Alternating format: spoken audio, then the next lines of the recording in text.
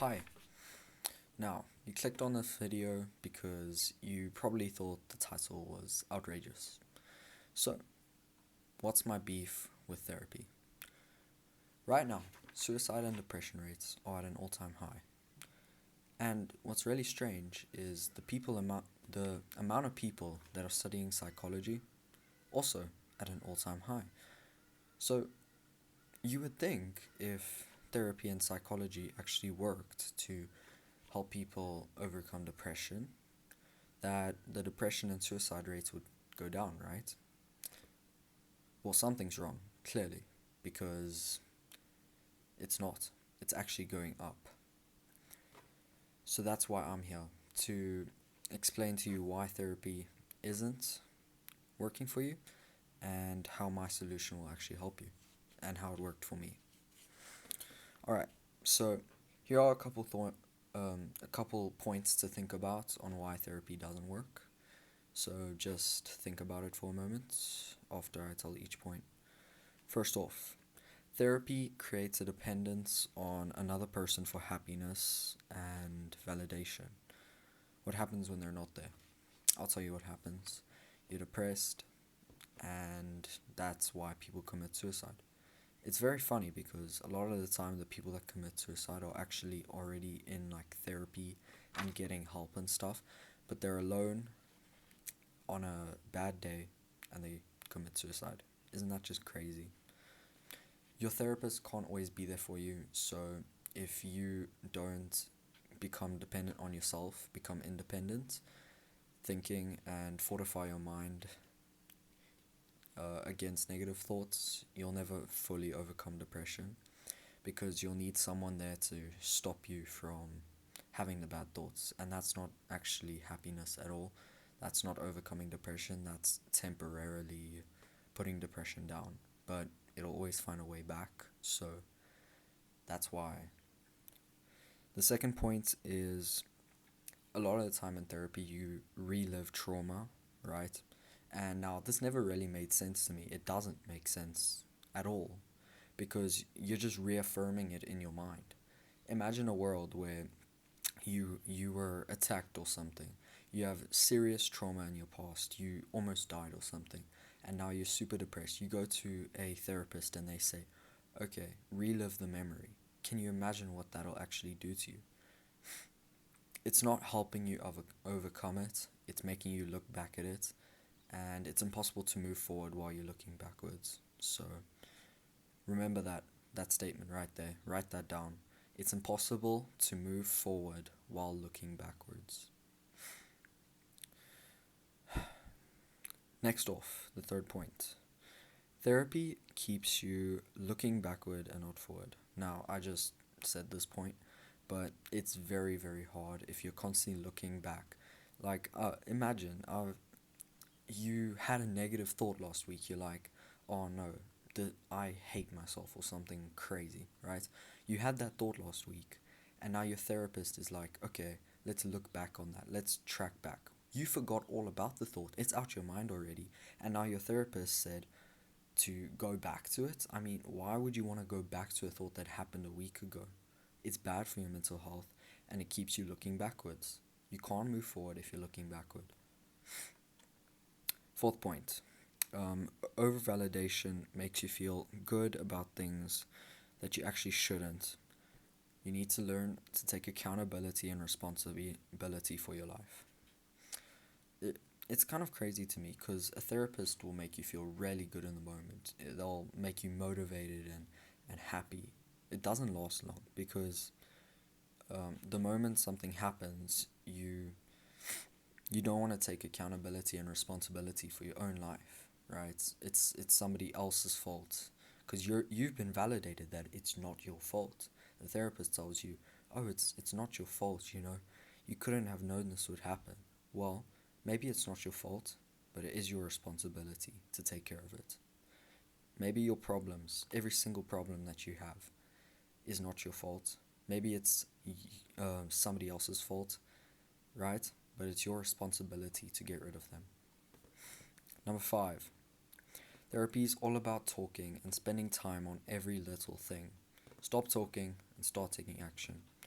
it's kind of crazy to me how you sit down with a therapist and talk for like 2 hours about every little thought and every little decision you have to make. It's the decisions, especially, that I'm talking about here.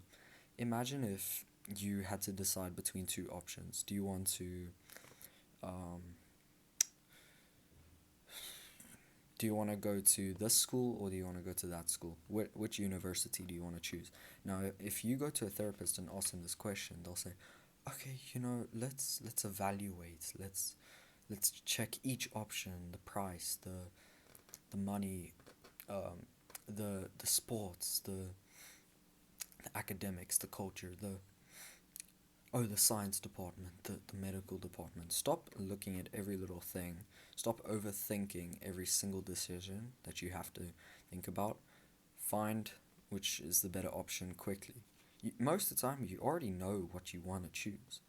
So stop like trying to change your own mind and just go with your original gut feeling. Your original gut feeling will literally be right like 99% of the time. Honestly, it's kind of crazy. If you go and try this, and I do this a lot, where if you have to choose between two or three things at once, whatever you feel at the beginning is most likely the right answer. This is literally proven. Like in a in I don't know the exact study, but if um if there's a bunch of candidates, right, and you give them a test, right, where they're not really sure about the answers because it's not in their field. Let's say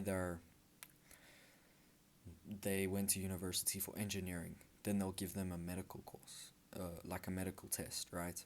So and it's multiple choice, three options.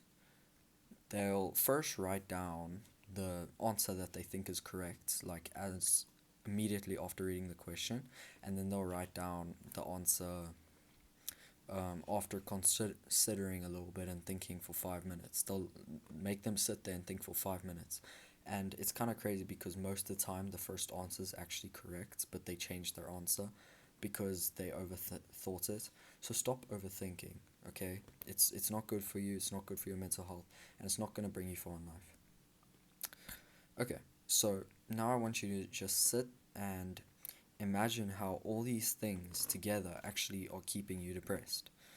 A couple things. You're completely dependent on someone else to be happy. That's crazy. You're constantly revisiting past trauma, reaffirming it in your mind. You're constantly looking backward at your past, making it impossible to focus on your future. You feel validated and accomplished even when you shouldn't. And you're overthinking every little thing and decision. Okay, so that's why therapy doesn't work, and here's my solution. What changed my life, especially, is a system of action, identity, and responsibility. First off, the action. The action's all about the moment you think of something, you take action on it, right? You have, like, here's a 3 second rule. You see a girl, you want to ask her out, you have 3 seconds to ask her out. If you're considering longer than that, then it probably isn't the right girl, right? And that'll be for every decision. Identity is this idea that every single time you do the thing that the next version of you would do. So think of it like this. You have your 1.0 version, which is where you currently are, your 2.0 version, which is where you're going next, right? So every single time you have to make a decision, or you want to do a habit, or even if it's a bad habit, would the 2.0 version of you do that? If so, then every single time you do that, it's a vote yes for your 2.0 identity, and it's a vote no for your 1.0. And eventually you'll break through and you'll become 2.0. That's the whole premise of identity system and a system of responsibility. I've already spoke a little bit about this, but maybe things aren't your fault. If somebody spills coffee on you on your way to work, right? You're walking in public and somebody runs into you and spills coffee. It's their fault, sure, yeah, it's not your fault. But it's not their responsibility to go and clean your clothes. You must go and change and clean your clothes on your own. It's your responsibility, right? So that's how you should really live your life. Um, so every one of the following habits is a vote for the next version of yourself. First off, meditating. Wow, meditating works, okay? Maybe it won't work at first, but if you just give it time, it'll work, right? Just start clearing your mind, sitting down with your eyes closed, and clear your mind for 10 minutes, okay? Every time a thought pops into your mind, just push it away, right? Remain focused. This will help you remain focused on the main goal, um, and meditation will ground and stabilize your mental health and your life. Okay, meditation is the key to unlocking the next version of yourself. Number two is journaling. Wow, journaling also helps a lot, right? So journaling is basically your your therapy, but yourself. So you you're real with yourself. You're not trying to make yourself feel better. You're not trying to make yourself affirmed on something that you really shouldn't be about, right? Journaling is all about any negative thought that pops into your mind goes out onto paper, and then it's out your mind forever. You forget about it. I can't even remember what I journaled about like a week ago. If you ask anybody in therapy what negative thought they had a week ago, they'll literally tell you. Okay, so start journaling. It'll also help you evaluate decisions quickly and correctly. Real quick, I'm done with the video now, so I'm selling this course online. It's the top link in the description. It goes into a lot more detail about all of this stuff, um, and in my opinion, it will save your life. So go click the top link in the description. Now go and take action. Bye.